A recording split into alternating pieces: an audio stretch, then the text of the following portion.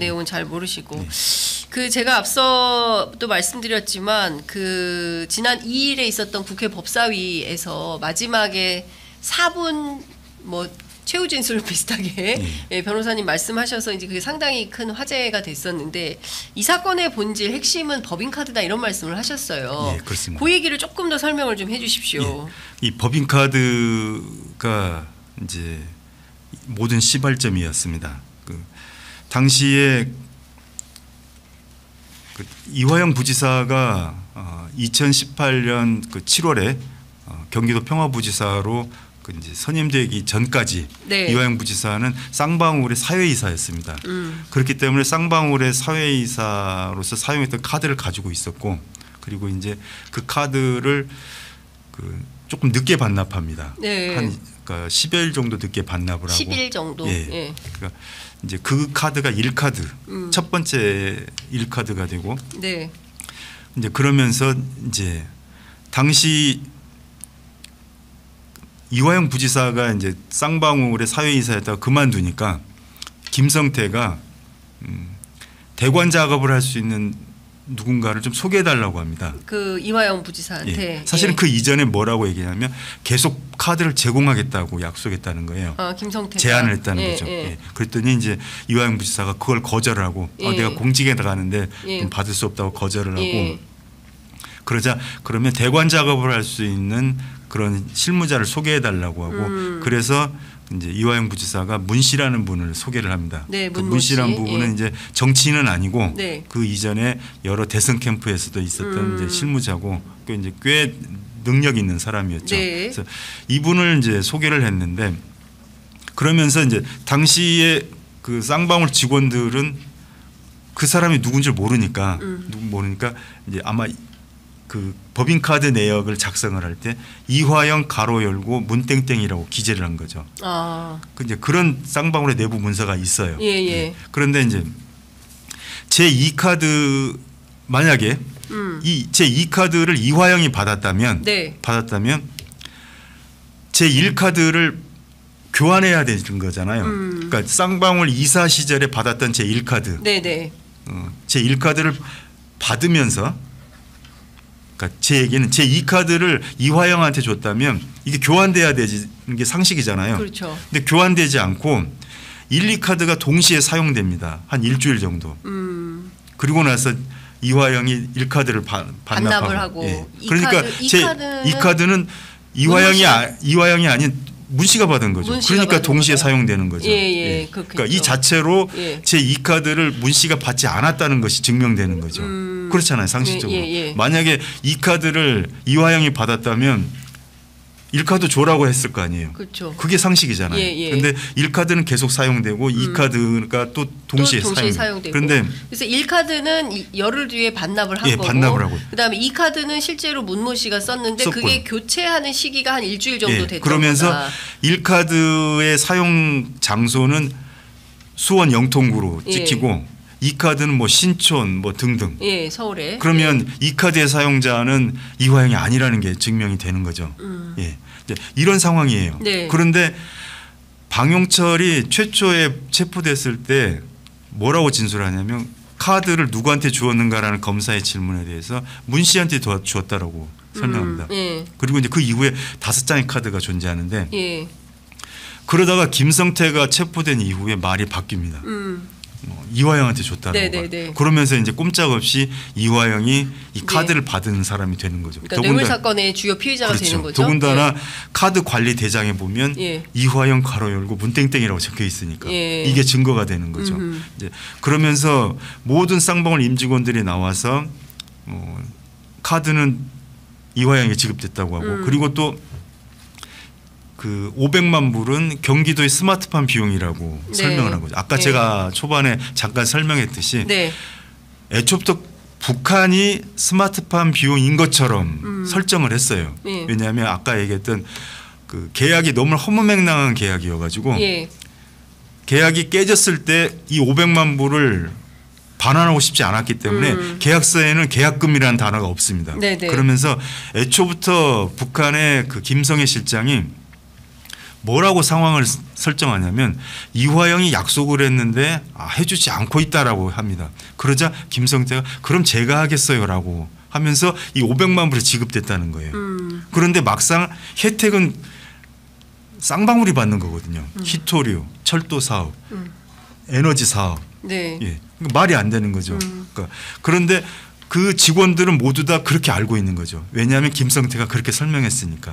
경기도하고 같이 하는 것처럼 해야지 이 사업의 그 외관을 설명할 수 있으니까. 예. 예. 이런 과정이 있어서 예. 그 마치 스마트팜 비용 500만 불이라는 설정이 진실인 것처럼 왜곡됐고 네. 이화영은 그래서 두려움을 가졌던 거죠. 이러다가 내가 다 뒤집어 쓰겠구나라고. 예. 그러니까 결과적으로 이 사건이 지금 흘러간 전체적인 벌써 한 시간이 2년여 되는 거죠. 예, 그렇습니다. 그 2년여 기간 동안 흘러온 사건의 정황을 보면 이게 마치 드라마 같습니다. 그러니까 어떤 한 사람이 뇌물 사건으로 피의자가 돼서 감옥에 가게 되고 감옥 안에 있는 동안 검찰로부터 어떤 특정한 그 진술 강요를 받게 되고 그러면서 어쨌든 이러저러한 고민 끝에 바꿨다가 이건 도대체 양심의 가책이 돼서 안 되겠다.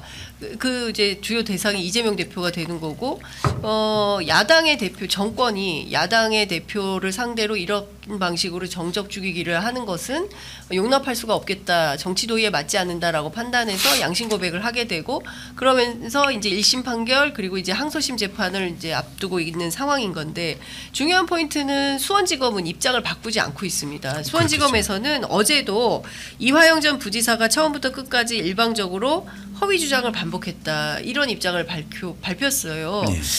그러니까 수원지검은 물러날 생각이 없습니다. 예. 예, 맞습니다. 제가 이제 이 책을 이렇게 이제 방송 전면에 내세웠던 거는 이제 제가 쓴 책이고요. 그러니까 저와 그 백정화 형수님과 같이 이제 쓴 책입니다. 이 사건의 전말을 밝힌 것이고 또 이것이 가지는 정치적 의미에 대해서도 썼습니다. 마지막 말미에 제가 썼던 건 뭐냐면 이 사건은 단지 그 하나의 사건으로 국한되는 것이 아니고 야당의 대권 주자인 이재명을 제거하기 위해서 이화영이라는 도구를 삼아서 만든 이 정부의 친위 쿠데타입니다. 친위 쿠데타라는 단어를 이해하기 좀 어려울 수도 있는데요. 영어로 설명하면 쉽습니다. 셀프 쿠데타입니다. 권력을 장악하고 있는 자가 더 강한 권력을 갖기 위해서 혹은 새로운 권력을 창출하기 위해서 행하는 조치입니다.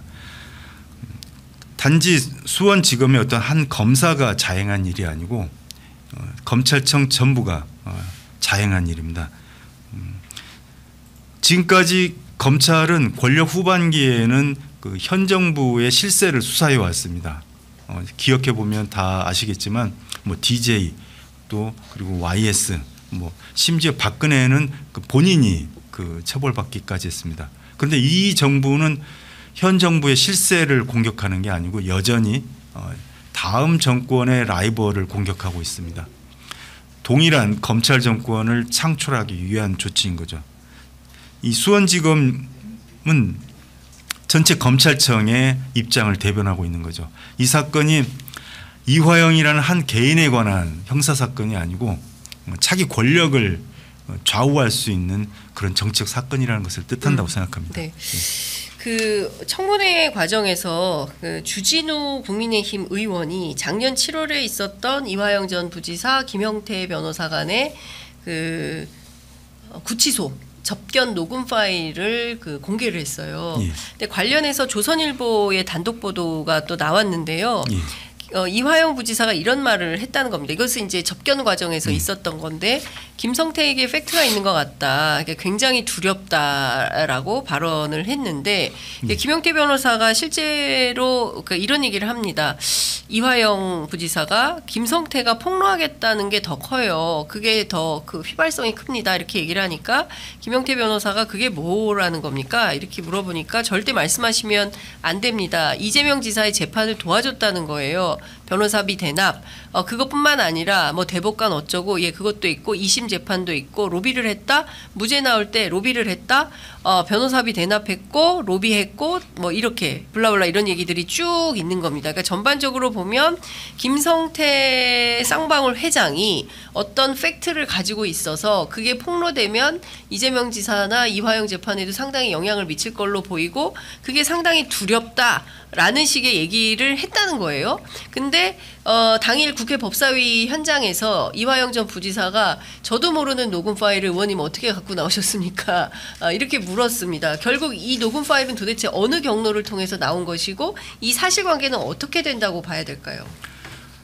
이 녹음 파일은 그 2023년 7월 2일 그 김영태 변호사가 이화영 부지사를 변호인 접견하면서 녹음했던 것으로 들었습니다.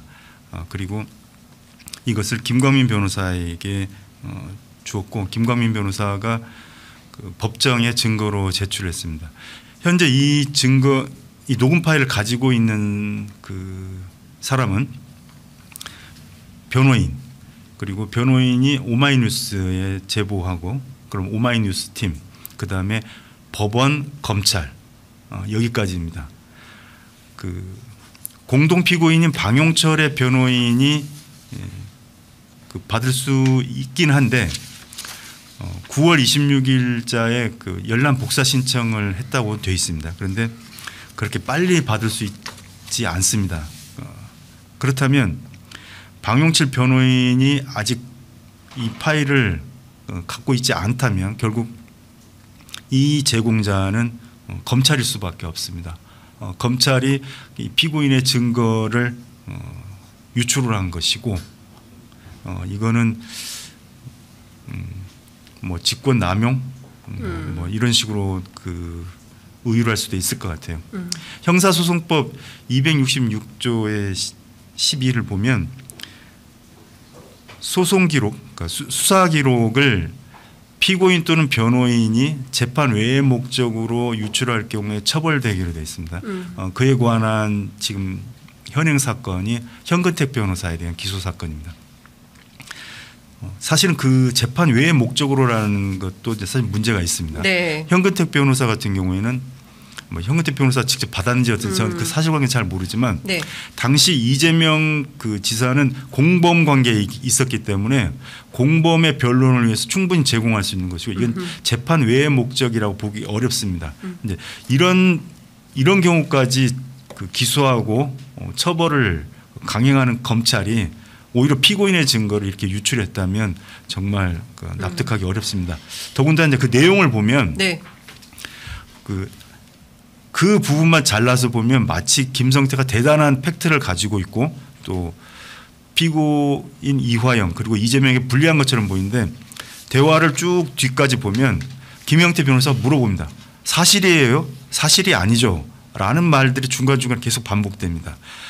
이렇게 거짓 폭로를 하면 휘발성이 강하다라는 뜻입니다. 왜냐하면 이화영 부지사 역시도 자신의 사건에서 정말 얼토당토하는 스마트폰 비용, 뭐 카드 이렇게 거짓말을 수많은 사람들이 반복하고 그것이 진실인 것처럼 재판이 진행되는 것을 보고 너무나 두려움을 느끼고 있었기 때문에 또 이런 방식으로 김성태가 폭로를 하고 그걸 마치 진실인 것처럼 검찰이 기소를 하면 걷잡을 수 없다라는 표현입니다. 그리고 자신이 이미 거짓 진술을 한 것에 대해서 죄책감을 느껴서 김영태 변호사에게 뭔가 전달을 하고 또 민주당이 이에 대해서 대응을 해주기를 바라는 네. 그런 취지로 얘기를 한 겁니다. 알겠습니다. 어찌됐든 지금 그 이화영 재판과 관련해서는 저희 취재 편의점도 따라가면서 꼼꼼히 잘 취재해서 보도하도록 하겠습니다. 변호사님 오늘 함께해 주셔서 너무 감사드리고요. 네, 또 뵙도록 하겠습니다. 말씀 잘 들었습니다. 감사합니다. 예, 고맙습니다.